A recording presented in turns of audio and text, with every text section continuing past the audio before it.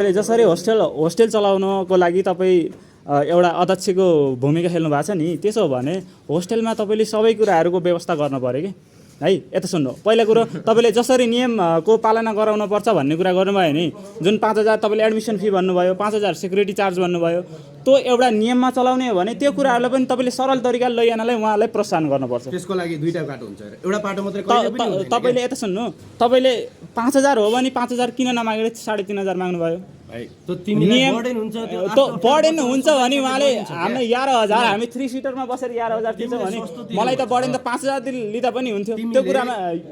त्यो कुरामा किन उहाँले हेर्नु भएन? तपाईँले त्यो सजिला तर्क नदिनुहोस्, हेर्नु सजिला तर्कले हुँदैन है। तिमीले तर्क गर्नुपर्ने कुनै कुरा छैन।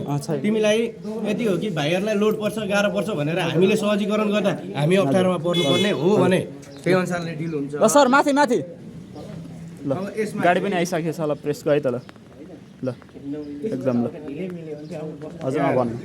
हाम्रो होस्टेल व्यवसाय सङ्घ हो।